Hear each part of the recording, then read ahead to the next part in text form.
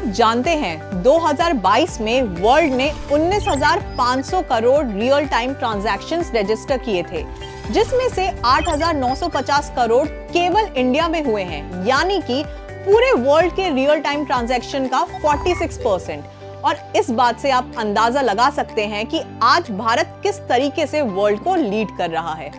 आज हम बात करेंगे डिजिटल इंडिया के प्राइड यूपीआई के प्रोसेस की। यूपीआई जो इंडिया का डेवलप्ड एक वर्ल्ड क्लास पेमेंट सिस्टम है। आइए इस वर्ल्ड क्लास पेमेंट सिस्टम के पीछे का प्रोसेस जानते हैं कि आखिर यूपीआई काम कैसे करता है। इस मॉडल को अच्छी तरह समझने के लिए कुछ टर्म्स को समझ लेना पहले बहुत जरूरी है। तो हम शुरुआत करते हैं टर्म्स से। सबसे पहले है पेयर, वो व्यक्ति जो पेमेंट करने जा रहा है। अभी के लिए इमेजिन कर लेते हैं कि वो मैं हूं। फिर आता है पेई, वो व्यक्ति जो पेमेंट रिसीव करने वाला है। अभी के लिए मान लेते हैं कि वो आप हैं। बेनिफिशियरी बैंक, रिसीवर का बैंक यानी कि आपका बैंक। रेमिटर बैंक, भेजने वाले का बैंक यानी कि मेरा bank. NPCI, national payments corporation of India, payment mechanism को इंटीग्रेट करने के लिए आरबीआई ने इस बॉडी का गठन किया था, जो यूपीआई के लिए सेंट्रल राउटर की तरह काम करता है, यानी इंफॉर्मेशन एनक्रिप्टेड फॉर्म में बैंक्स को प्रोवाइड कराता है। VPA, virtual payment address, and PSP, payment service provider, जैसे कि भीम, गूगल पे, फोन पे एक्सेट्रा। तो यूपीआई का पूरा प्रोसेस इतना फास्ट, सेफ एंड स्मूथ कैसे होता है, जानते हैं उसे डिटेल में। So now let me explain you the entire process of how UPI works and how payments are being transferred. तो यहाँ पे यूजर यानी कि पेयर यानी कि मैं पेई को पैसे भेजने के लिए उनका क्यूआर कोड यूज करूंगी या वीपीए यूज करूंगी या फिर मोबाइल नंबर यूज करूंगी। मैं उनसे उनका इन तीनों चीजों में से कोई एक चीज लूंगी और यहां से वो पूरा प्रोसेस इनिशिएट होगा। तो रिक्वेस्ट इनिशिएट होगी मेरे पास से और जाएगी पेयर के पीएसपी के पास, विच इज माई पीएसपी। फिर यहां से रिक्वेस्ट फॉरवर्ड होगी और जाएगी एनपीसीआई के पास, और एनपीसीआई के सर्वर से रिक्वेस्ट फॉरवर्ड होके जाएगी पेई के पीएसपी के पास। बट यहाँ पे एक बहुत इंपॉर्टेंट चीज ध्यान रखने की है कि एनपीसीआई, इसको कैसे पता चलेगा कि कौन से बैंक में रिक्वेस्ट जानी है। सो बेसिकली एनपीसीआई को कैसे पता चलेगा कि पेई का बैंक कौन सा है, नाम क्या है बैंक का। So here the most important thing is कि एनपीसीआई के पास जो आपका मोबाइल नंबर है, जो कि आपके अकाउंट से लिंक्ड है, उसकी इंफॉर्मेशन डेटाबेस में एक इनक्रिप्टेड फॉर्म में स्टोर्ड है, in a form of encrypted database. It is stored with NPCI. So यहाँ से एनपीसीआई के पास जब रिक्वेस्ट फॉरवर्ड होती है, ये रिक्वेस्ट इनिशिएट करता है, वो चेक करता है कौन सा बैंक है पेई का, एंड फिर वो जब कंफर्म कर लेता है कौन सा बैंक है पेई का, तो वो पेई के पीएसपी के पास रिक्वेस्ट भेजता है। नाउ वंस पेई के पीएसपी के पास रिक्वेस्ट आती है, तो पेई का पीएसपी यहाँ पे रिक्वेस्ट एक्सेप्ट करता है। So this is step 1 of this process, जिसमें हमने बताया कि पेयर जो कि मैं हूँ, मैं कैसे ये पूरा प्रोसेस इनिशिएट कर रही हूँ, यहाँ से ये कहाँ जा रहा है और कैसे ये पेई के पीएसपी के पास, यानी कि जो आप हैं आपके पास, आपके पीएसपी के पास पहुंच रहा है। So this is step 1। अब हम बात करते हैं स्टेप 2 की। अब स्टेप 2 में ये जो पेयर का पीएसपी है, ये रिक्वेस्ट फॉरवर्ड करेगा with all the details of bank account to UPI. UPI से ये रिक्वेस्ट वापस जाएगी एनपीसीआई के पास।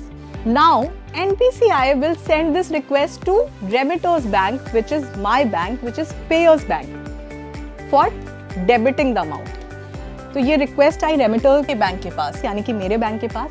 यहाँ से रेमिटर का बैंक अप्रूवल देगा, वापस ये एनपीसीआई के पास जाएगा, देन वो वापस लिंक करेगा यूपीआई के पास, एंड यहाँ से वापस जाएगा बेनिफिशियरी बैंक के पास।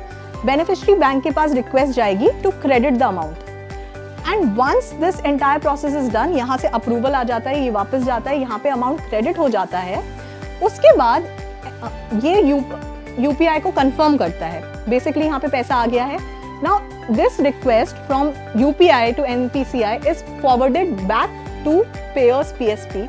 Just a confirmation कि पैसा डेबिट हो चुका है और finally I get the confirmation, the payer gets the confirmation कि पैसा यहाँ से जा चुका है and at the same time payee gets the confirmation कि पैसा उनके पास आ चुका है and this is the entire mechanism of how UPI functions. ये पूरा प्रोसेस सिर्फ 6 सेकंड के अंदर खत्म हो जाता है।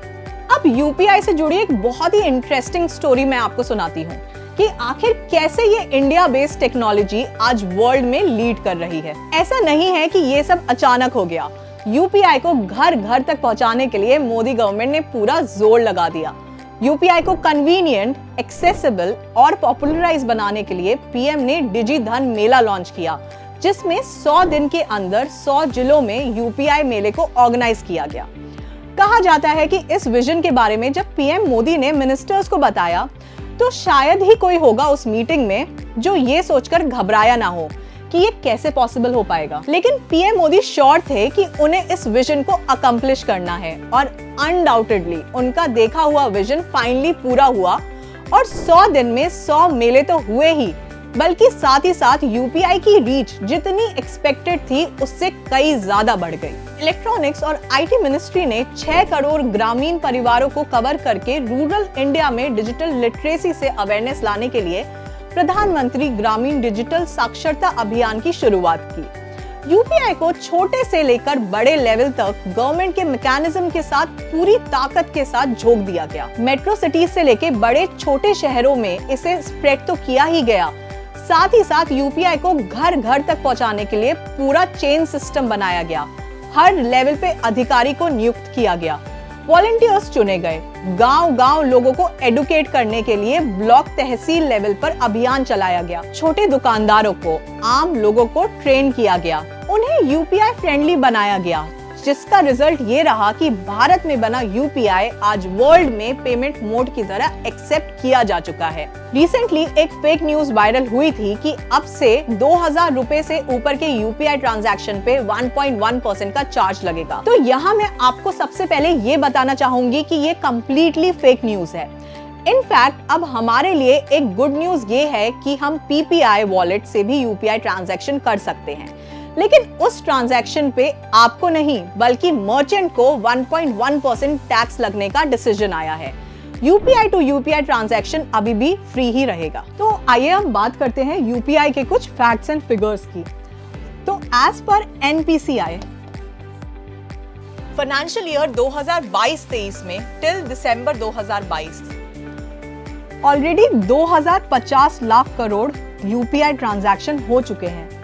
2050 लाख करोड़ रुपए के यूपीआई ट्रांजैक्शन हो चुके हैं। एंड अगर हम बात करें नंबर ऑफ यूपीआई ट्रांजैक्शंस की, तो 2021 में 3800 करोड़ ट्रांजैक्शंस हुए हैं। 2022 में 7404 करोड़ ट्रांजैक्शंस हुए हैं और 2027 में एक्सपेक्टेड है कि 25,000 करोड़ ट्रांजैक्शंस होंगे यूपीआई के थ्रू। आज दुनिया का 40% से भी ज्यादा डिजिटल ट्रांजैक्शन हमारे भारत में होता है। भारत 80 करोड़ से भी ज्यादा इंटरनेट यूजर्स के साथ वर्ल्ड का सबसे कनेक्टेड देश है और 2027 तक हमारे पेमेंट मार्केट का साइज लगभग 280 लाख करोड़ रुपए तक पहुंच जाने का अनुमान है। आज इस बात को कोई डिनाई नहीं कर सकता कि भारत में डिजिटल पेमेंट लैंडस्केप पूरी तरह बदल चुका है।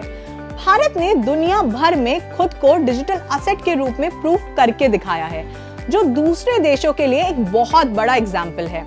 तो आज के इस वीडियो को इसी नोट पे यूपीआई पे खत्म करते हैं।